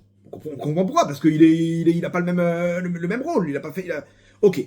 Donc le conseiller de Paro, le ministre de Paro qui a fauté. Et là-bas, comprenez bien, c'était direct. Au cachot, tu prends 3 jours au cachot. Allez hop, dès que Paro il était pas content, il était de mauvaise humeur. Tout le monde en prison. Tac. On prenait les mecs, on les mettait en prison. 3 jours, 3 semaines, 1 an, 2 ans. Et donc les mecs, ils faisaient des allers-retours. Celui qui gère toute cette prison, qui était en prison avec eux, c'est Yosef. Il prend là-bas les clés, la prison. C'est lui qui récupère l'histoire. Et donc, comprenez bien, Yosef, il est très intelligent. Il apprend avec tous ceux qui se trouvent dans le palais du roi. Tous les ministres, tous les conseillers, des généraux, des hommes de guerre, des hommes de pouvoir. Et là-bas, ça parle. Il entend. Yosef, il est dans la meilleure école pour apprendre comment se comporte le palais du roi de Paro. Le palais de Paro. Comment il se comporte là-bas? Il les entend parler. Moi, tu sais ce qui m'est arrivé? Je t'explique. Moi, j'ai fait comme ça et truc. Et tu connais Paro comment il est quand il se réveille comme ça le matin? Tu sais très bien comment il est de mauvaise humeur. Il entend les faiblesses du roi. Il entend, tu sais quoi, un jour j'étais comme ça. Et qu'est-ce qu'il a kiffé? Il a kiffé. Il était content, Paro. Il entend les points forts. Il entend les forces de Paro. Il a tout le profil psychologique de Paro dans la tête. Yosef, il sait exactement qu'est-ce qu'il trouve grâce à ses yeux. Il a appris dans la meilleure des écoles. Il a appris dans l'école royale. Il a entendu exactement tout ce qui s'est passé pendant toutes ces années. 10 ans, il a appris tout ce qui s'est passé. 2 ans de plus, 12 ans. Et donc maintenant, il a exactement le profil psychologique de Paro. Il sait exactement c'est qui Paro, pour qui il se prend. Il se prend pour un dieu. C'est le chef des idolâtres. C'est un sorcier hors norme, hors norme. Et là, ils appellent Yosef. Yosef, il se trouve dans le palais du roi, face à Paro. Il connaît tout de Paro. Paro, il lui parle, il s'adresse à lui. Yosef, il peut monter exactement le discours avec les mots, l'apparence, les petits clins d'œil qui vont trouver grâce aux yeux de Paro. Et en plus, il a la solution des rêves. Donc, Yosef, en un instant, il peut se mettre Paro dans la poche. Et il a envie de sortir de prison. Donc, Yosef, maintenant, il a dans sa tête cette petite voix qui lui dit « Ok, alors je t'explique. Tu vas lui dire comme ça, tu vas lui parler comme ça. Fais attention quand tu te tiens, rappelle-toi ce qu'il a dit là-bas, le ministre, le machin, il lui donne tout le truc, exactement comment parler. » Yosef, il est très intelligent. Il a de la prestance, il est beau gosse, il sait comment parler. Et Paro, il s'adresse à lui. Imaginez-vous, il peut sortir en un instant, c'est dans ta bouche la possibilité de retourner en prison ou d'être libre, Yosef. Vayomer Paro el Yosef. Paro, il s'adresse à Yosef, un petit juif qui sort de prison. Le plus grand des sorciers, l'homme le plus puissant au monde, Rabotai. Tous ces ministres, tous ces sorciers, ils sont là en train d'attendre. Mais qu'est-ce qu'il veut, ce petit jeune là? En quoi il va nous aider, ce petit jeune? On est face à un problème mondial maintenant. Un juif maintenant parce qu'il connaît les rêves, mais quel rapport? Paro, il a tout essayé, ça fait des heures, ils sont en train de se casser le crâne. Paro, il a retourné le palais. Et là, d'un coup, il y a un petit jeune qui sort de prison. Paro, il s'adresse à lui. Il lui dit Chalom chalamti ou poter en auto. J'ai fait un rêve. Et il n'y a personne qui arrive à donner la solution. Va nishamati alecha, j'ai entendu des choses sur toi. Les morts, tishma chalom liftoroto, que tu peux résoudre les rêves. Donc, tous les projecteurs maintenant, ils se retournent sur Yosef. Les micros, ils sont dirigés vers Yosef. Yosef, il est là. Il a entre ses mains la possibilité de sortir. Donne-lui exactement ce qu'il aime, Paro. Paro, il aime la prestance. Il aime la royauté, il aime la noblesse. Ne fais pas le paysan, Yosef. Ne fais pas le Kénani, là. Montre les grandes valeurs de l'Égypte. Les valeurs de l'adultère. Qu'il faut être beau gosse. Les valeurs de l'idolâtrie. Les valeurs de la sorcellerie. Montre ces valeurs-là qui dominent les honneurs en Égypte. Montre-leur tout ça. Yosef, il prend la parole. Vayan Yosef. Et Paro les morts. Il répond à Yosef en disant, écoutez cette phrase, Rabotai, elle vaut $1 million. Biladai. Moi, j'ai rien à moi. J'ai aucune sagesse. Elohim Yahanet Shlom Paro. C'est Akadosh Baruch Hu qui va répondre, qui va donner dans ma bouche la réponse à ton rêve. What? Mais qu'est-ce que tu fais, Yosef? Pas ça. Imaginez-vous à ce moment-là, c'est terminé. Il est complètement raté son intervention. Mais qu'est-ce que tu fais? Ne parle. Attends. C'est quand tu dis moi je suis rien. C'est pas comme ça que ça marche. Il faut que tu parles avec des honneurs. Yosef, il a toutes ces voix dans sa tête qui lui disent vas-y, parle-lui comme ça. Yosef, il comprend et dit non, c'est pas cette dimension-là que je veux employer maintenant. Je suis pas face aux cause à effet. Je suis face à un pion qui va être un des pions qui va faire avancer la grande lumière d'Hachem dans ce monde-là.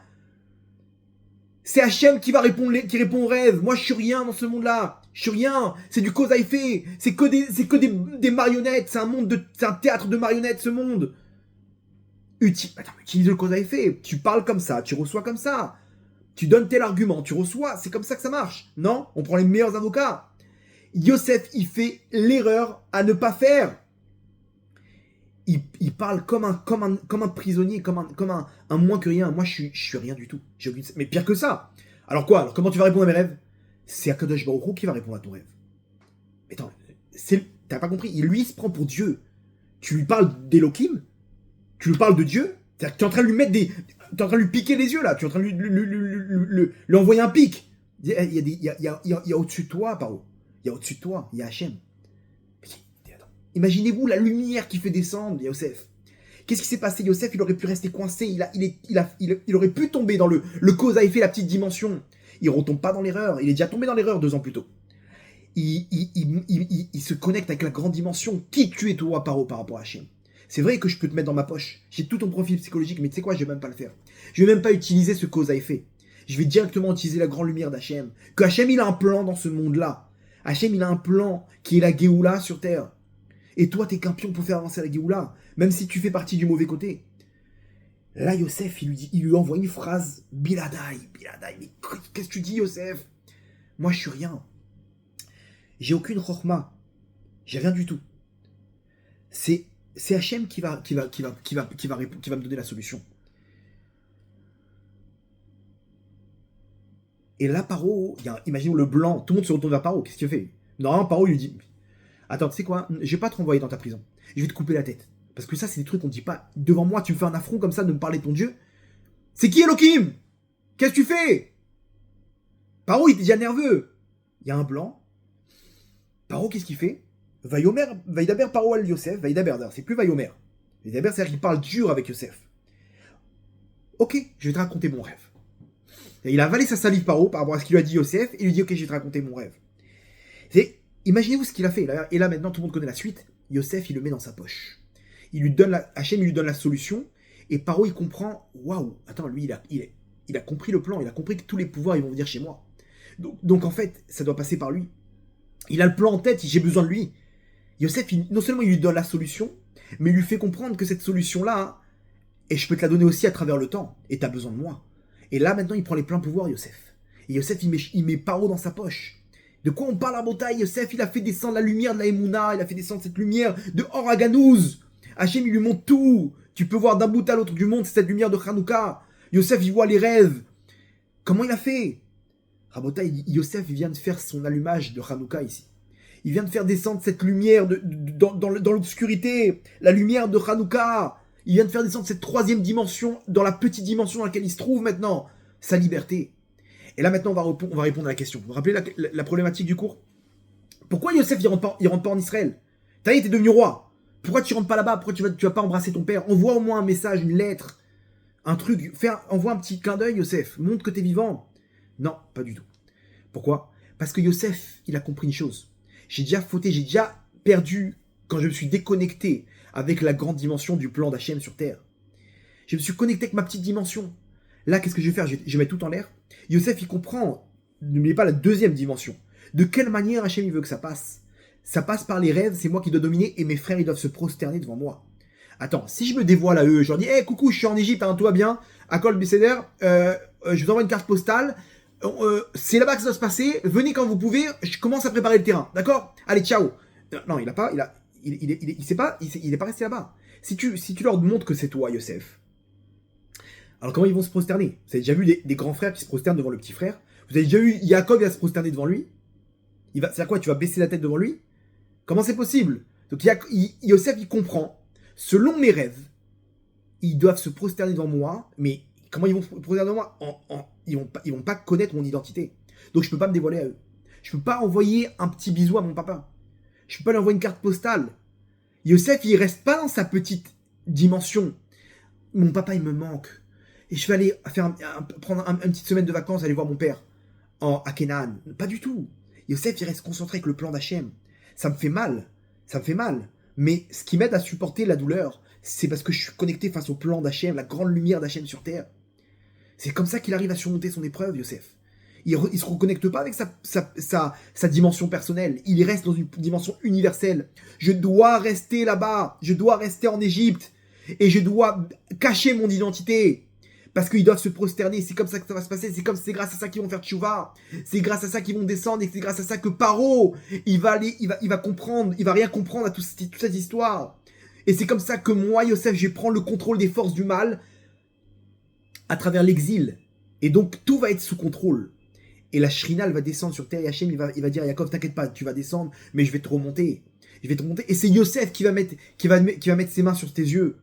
C'est Yosef qui va tout diriger. Maintenant, c'est le chef d'orchestre. N'aie pas peur, Yaakov. Tu devais descendre avec des chaînes de fer. Et ben, c'est Yosef qui va. C'est vrai, tu vas descendre avec des chaînes de fer. Mais c'est Yosef qui va les tenir, ces chaînes. Donc, il faudra montrer un scénario qu'on descend en Égypte, qu'on a asservi. Mais t'inquiète pas, tout sera entre de bonnes mains. Tout sera sous contrôle, Yaakov. N'aie pas peur. Et Yaakov, il descend en sécurité avec Yosef. Et tout ça doit se passer quand les frères, ils doivent faire tchouva. Parce que rappelez-vous, ils doivent réparer la faute. Ils doivent réparer la faute. Dans la paracha la semaine prochaine, on va voir comment Yosef, il leur fait tout un scénario. Mais à travers ce scénario, Yosef, il peut pas se tenir. Il va pleurer dans la chambre. Parce qu'il souffre, il voit ses frères, il les fait souffrir, mais il est obligé de leur faire souffrir pour qu'ils se prosternent. pour qu'ils réparent leurs fautes. Et c'est même ce même Shimon qui l'a jeté dans le puits, c'est ce Shimon qui va être emprisonné. Yosef, il leur fait comprendre le mesure pour mesure pour qu'ils puissent faire tchouva. Mais il reste connecté avec la grande dimension, Yosef. Et cette grande dimension, c'est la lumière de Hanouka, Rabotai. On est chacun d'entre nous dans cette situation-là, et des fois on reste coincé dans une petite dimension. Ouais, mais j'ai pas de parnassa, j'ai pas de truc, ça c'est Rabotai, 99% des gens, on reste que dans notre petite dimension. On reste que coincé dans notre petite lumière, là. Ouais, j'ai fait, j'ai reçu, j'ai pas fait, j'ai pas reçu, une petite égoula, un petit truc, il manque de l'argent. Arrête avec tout ça. Tout ça, c'est ta mission pour arriver à être inscrit, toi aussi, à avoir un rôle dans la grande dimension universelle du Ham Israël.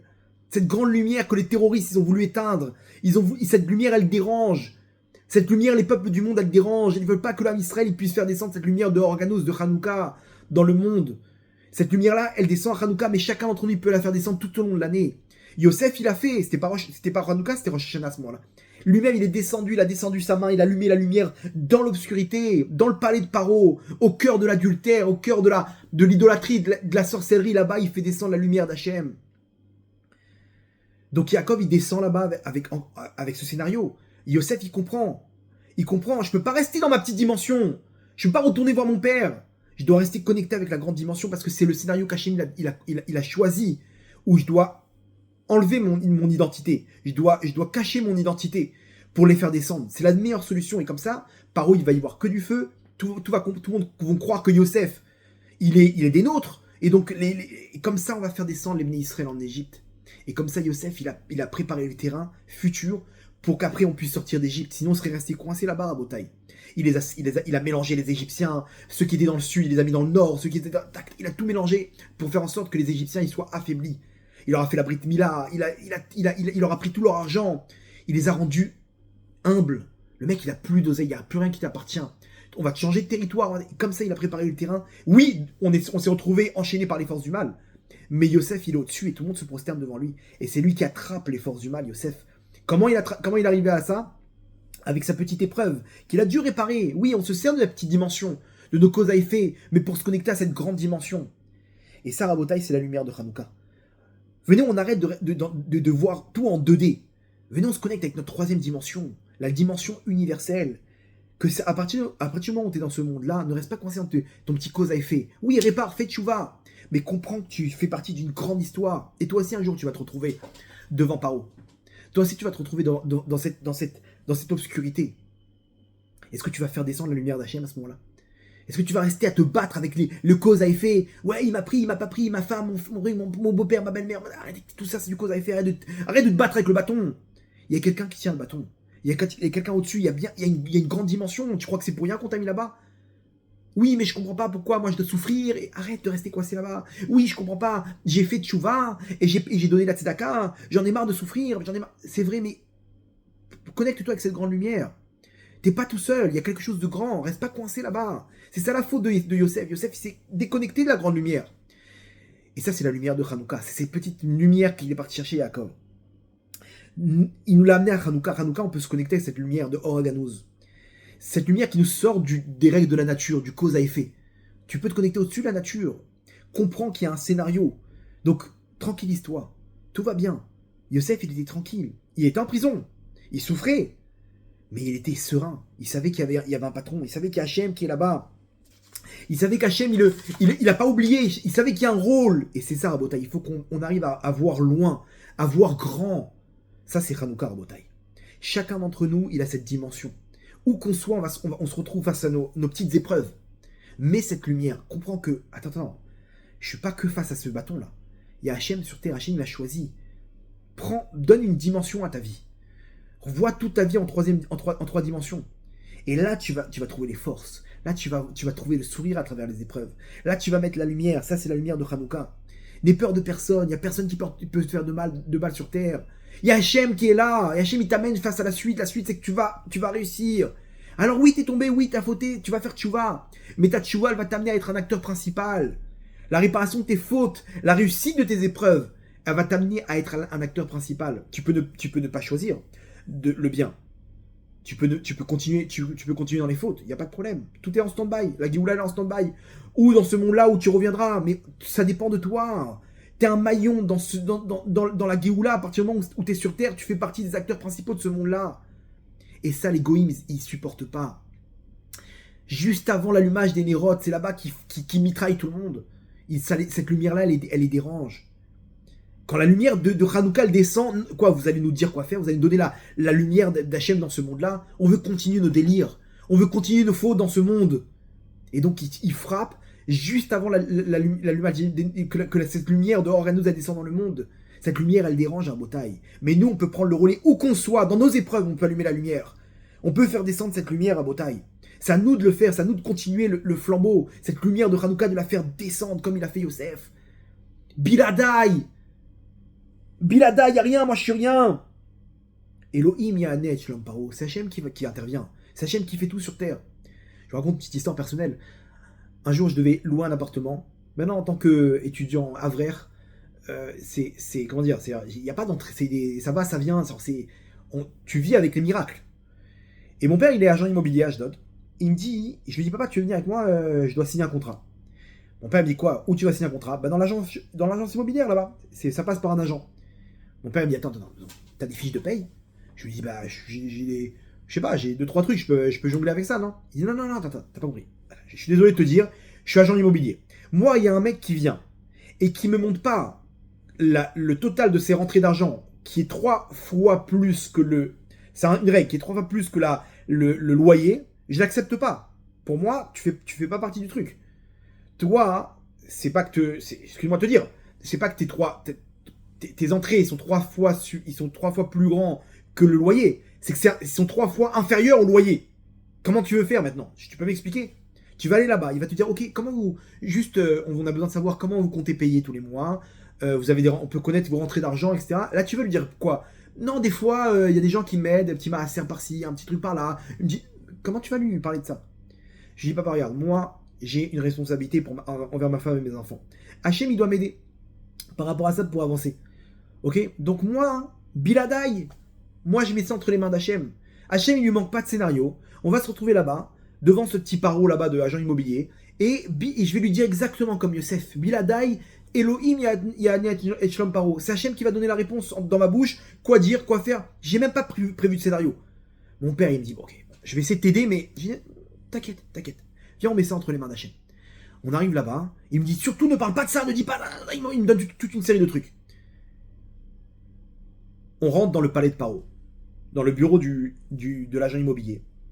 Donc il y a l'agent immobilier qui a pris le dossier, et il y a le propriétaire qui est là, donc pour signer avec moi. Quand il y a cette question, quand il va me dire comment vous comptez, est-ce qu'on peut savoir comment vous gagnez votre vie, pour savoir un peu, pour être sûr quoi, avant de signer. Cette question-là, je suis en l'air, ok? On rentre là-bas, et d'un coup, le propriétaire, il me regarde, je le regarde, et un sourire immense. Rabbi David, il me prend dans ses bras, ok? Alors il se trouve que quoi? Écoutez bien la suite. Le propriétaire, c'est ni plus ni moins que j'ai un grand frère qui est professeur, qui est dans un Talmud Torah, ok? Il est moré dans un Talmud Torah, il enseigne les enfants. Et il y a un des adolescents là-bas qui était parti complètement en cacahuète. Et mon frère, il a pris comme projet, il s'est occupé de lui, et il a sauvé cet enfant. Le propriétaire, c'est ni plus ni moins que le père de cet enfant. Maintenant, moi, de temps en temps, je remplaçais mon frère. Mon frère me dit, je suis pas là, tu peux me remplacer. Et j'ai connu cet enfant-là, j'ai connu cette famille. Ok? Et c'est devenu des proches, quoi, parce que par rapport à ce que mon frère, il a fait avec cet enfant. Et donc, il me connaît, le père, il me connaît aussi. Et il me voit, et il me dit, Rabbi David, mais, oh là là, mais, c'est toi qui prends mon appartement, et c'est un honneur que tu puisses mettre ta Torah, ta lumière, que cette famille, la famille Toledano, elle puisse être dans mon appartement. Et mon père, il me regarde, il me dit, bon, j'ai compris. Moi, je refais un grand sourire à mon père. On signe, juste avant de signer l'agent immobilier, comme il a une responsabilité, c'est lui qui prend le dossier, il dit, juste par rapport à vos rentrées d'argent, hein, je suis comme ça, une question en l'air, tout va bien. Écoutez bien, le propriétaire, il se retourne vers lui, vers l'agent immobilier, il lui dit, ça c'est une question qu'on pose pas, d'accord? T'inquiète pas, j'ai entièrement confiance en eux. C'est lui-même qui a répondu, d'ailleurs, j'ai même pas parlé, on a signé. Mon père, il m'a dit, bon, écoute, si t'as besoin, tu me dis, machin, t'inquiète pas, comment tu vas payer maintenant? J'ai dit, papa, t'inquiète pas. T'as vu comment Hachem il a fait le début du travail. Viens, je pense que pour la suite, on peut lui faire confiance, non? Effectivement, à aucun moment, pendant la période de Corona, Rabotaï, c'est là-bas où les gens, ils travaillaient pas, ils avaient pas... Même là-bas, j'ai réussi à payer. Quand des gens, ils travaillaient, ils avaient des fiches de paye. Ils ont pas travaillé pendant 2-3 mois, ils n'ont pas pu payer leur loyer. Moi, de mon côté, Hachem m'a donné tout ce qu'il fallait. À aucun moment, j'ai déçu ce propriétaire. Rabotai, Hanouka, c'est ça. Hanouka, on doit descendre dans l'obscurité. Cette grande lumière d'Hachem. On est là, si on est là. Hachem m'a donné une responsabilité. J'ai pas peur de la suite. Mais venez, on reste pas dans une petite cause à effet. Dans j'ai fait, je reçois, je vais faire un petit peu de bien, je reçois bien. Arrête de rester en une dimension là. Viens, donne toute une grande dimension. Si t'es dans ce monde-là, c'est t'as une grande neshama. C'est qu'Hachem il te fait confiance. C'est Alors, ok, Hachem il ne dévoile pas le plan. Mais de la même manière qu'il y avait un plan à l'époque, il y a le même plan qui continue. Et nous-mêmes, on est les acteurs. Si tu dois passer par là, par cette épreuve-là, c'est pas pour rien. Quand tu fais tout ça, tu changes le monde, tu fais accélérer la Géoula.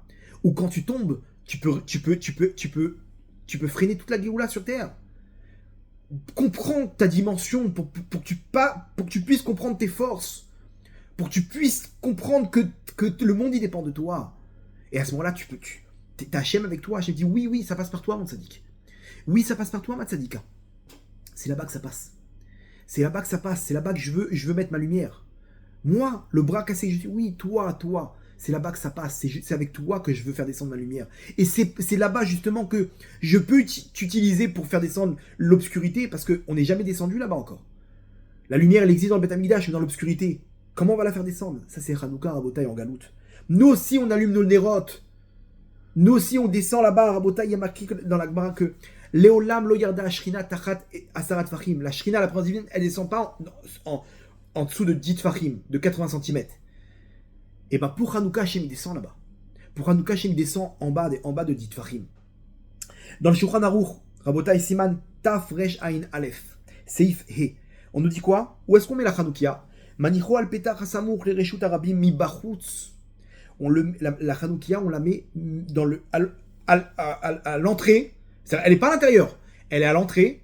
Elle est samour les reshut arabim. Reshut arabim, selon le Zohar, c'est les forces du mal. C'est les forces du mal, c'est le domaine public. Mi bachutz, dehors.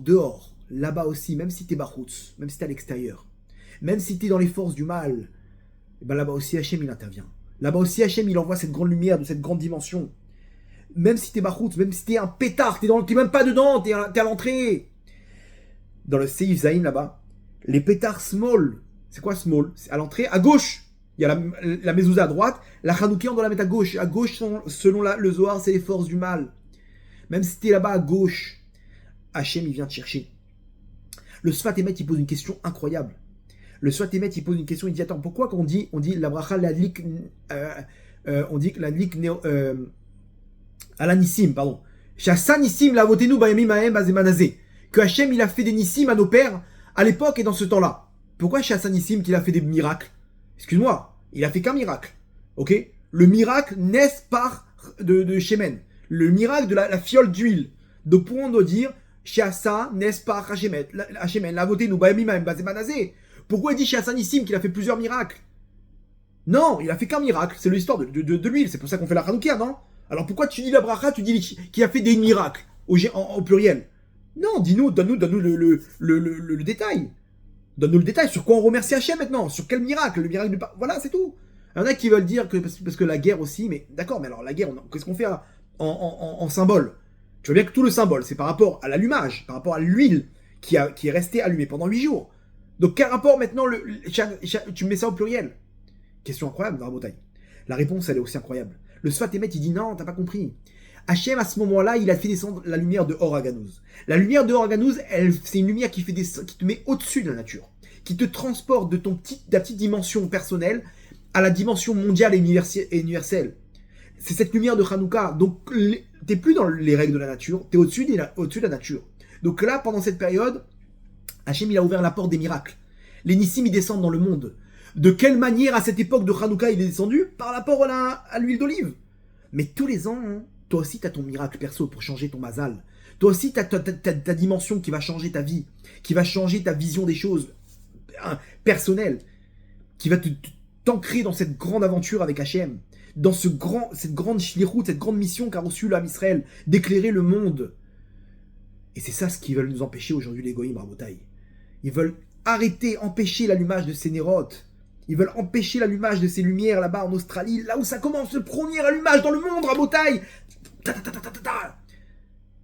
Chez les Chabad, pourquoi? Parce que c'est les Chabad qui le font là-bas. Ils vont dans tous les coins obscurs du monde, en Thaïlande, en Inde, au Katmandou, où vous voulez. Qu'est-ce qu'il fait là-bas? Explique-moi. Ils auraient dû être. Non, non, non. Il faut descendre, aller chercher nos frères. Il faut descendre cette lumière. Alors, à Hanouka, c'est double lumière maintenant. Et là-bas, les terroristes, ils interviennent. Là-bas, ils tuent nos frères Chabad. Ils tuent nos frères qui vont allumer la première lumière, qui vont faire descendre dans les mondes supérieurs cette lumière de Hanouka à Botaï. Ça, c'est le message de ce soir. Venez, on arrête de rester dans une petitesse. Venez, on essaie de mûrir sur le plan spirituel et se connecter à cette grande dimension, la dimension de la Géoula, pour pouvoir faire descendre cette grande lumière dans notre vie, dans nos petites épreuves, et changer notre mazal et arriver à se connecter à cette grande lumière de la Géoula, Berachamim, Gdolim, Bezrat Hashem. On va terminer avec une petite histoire. L'histoire de quelqu'un, un juif qui avait beaucoup de biens, d'or, d'argent, des diamants, des matériaux. Et il devait partir en voyage, un long voyage. Et il est revenu. Il avait un contrat, il ne pouvait pas prendre avec lui tous ses biens. Donc il est parti voir une personne dans une importante, ok, qui tient des coffres forts. Et tu lui loues à la location là-bas, combien de temps ça dure. Toi, tu as la clé, lui, il a une clé au cas où, etc. Et tu loues, et tu reviens, tu lui payes ce qui était la garde des biens. Il revient après un long voyage, et il lui donne, il va pour ouvrir le coffre, et il récupère tout. Et il fait le compte devant le propriétaire du coffre-fort. Il compte ses diamants comme ça, tac, les uns après les autres. Ok, il voit, super, le compte est bon. Il prend l'or comme ça, il compte là-bas les lingots, les trucs, les machins, il pèse tout le truc, c'est bon, le compte est bon. Il prend l'argent, et il compte, tac, tac, tac, tac. Et il voit comme ça le poids, tout est en place. Il a plein de pierres précieuses, des perles, des machins, il compte chaque chose. Ça prend comme ça une vingtaine de minutes. Et il arrive dans les matériaux là-bas, il sort un sac de cuivre. Des petits matériaux en cuivre. Et il commence à compter et à peser. Et là, le propriétaire, celui qui a gardé le truc, il lui dit, attends, non, excuse-moi. Là, je suis un peu vexé. Parce que t'as compté les diamants. Ok, je t'ai rien dit, t'as vu que le compte est bon, super, c'est ton droit, légitime. Ok, on prend tout ton temps. T'as compté l'or, t'as compté les perles, t'as compté l'argent, t'as compté tout ça, t'as compté les billets, t'as compté tout ce qu'il faut. T'as vu que je t'ai pas pris un sou, je t'ai pas pris un gramme de tout ça. Tu crois que je vais te prendre ton cuivre? Je vais te prendre ton érochette là, tes petits morceaux de fer là? Si je t'ai pas pris les diamants, pourquoi je vais te prendre de trucs? Pourquoi tu comptes maintenant? Tu vas prendre 10 minutes en plus maintenant pour compter ton gros sac de trucs là? Je suis vexé, excuse-moi, tu vois que je suis sérieux, c'est bon. Rabotaï, ça c'est l'histoire. L'exemple exactement pour nous. On arrive dans ce monde Rabotaï, et Akadosh Baruch Hu, il nous fait confiance. Et il nous donne cette neshama, il nous dit, mon fils, voilà, je te donne ça entre tes mains. Et tous les soirs, on redonne cette neshama à Hachem.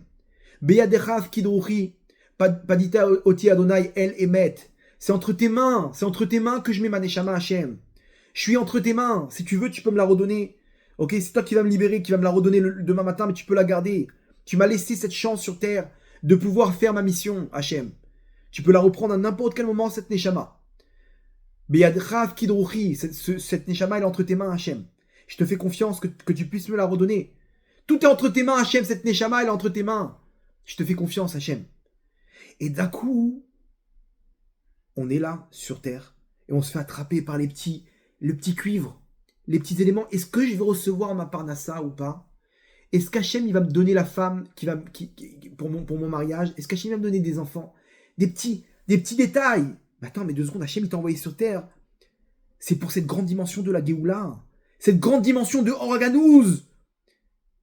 Tu te rends pas compte de la chance que tu as d'être né juif, de pouvoir mener cette lumière sur terre. Toi, tu t'arrêtes, tu es en train de dire Hachem, t'es sûr qu'au niveau de la parnassa, ça sera bon? T'es sûr au niveau du cuivre? Imaginez-vous l'affront qu'on fait à Hachem. Hachem dit, attends, je comprends pas. Tu m'as fait confiance pour ta neshama. Tu m'as fait confiance pour des grandes choses. Tu me fais pas confiance pour que je vais te donner ce que tu as besoin dans ce monde-là, pour ta petite dimension, que je vais t'aider, t'inquiète pas. Là, tu es juste en train de réparer ce que tu dois réparer. Tranquille histoire. Je suis là, mon fils. Je suis là, ma tzadika. Je vais t'aider. C'est sûr que je vais te donner ton mari. C'est sûr que je vais te donner tes enfants. Ta parnassa. Je vais te donner la maison que tu as besoin. T'as pas la maison qu'il faut. T'as des petites épreuves à droite, à gauche. C'est parce qu'il y a une réparation, c'est tout. Mais fais-moi confiance, tranquillise-toi, mon fils. Sois serein, sois sereine, ma tzadika. Tout est entre les mains d'Hachem, je suis là. Je te guide dans ta petite dimension, je te protège. Mais il y a une grande dimension. Et là, tu me fais confiance, avance avec le Ham Israël. Inscris-toi là-bas, et à ce moment-là, tu vas faire descendre cette grande lumière. Ça, c'est la lumière de Hanouka à Botaï. Et cette lumière, toute l'année, on peut la faire descendre face à notre paro, face comme Yosef il a fait. Et à ce moment-là, on peut faire descendre cette lumière dans notre vie tous les jours, cette troisième dimension mondiale et universelle, pour arriver jusqu'à la Géoula, Berachamim, Dolim, Baruch Adonai Leolam, Amen et Amen.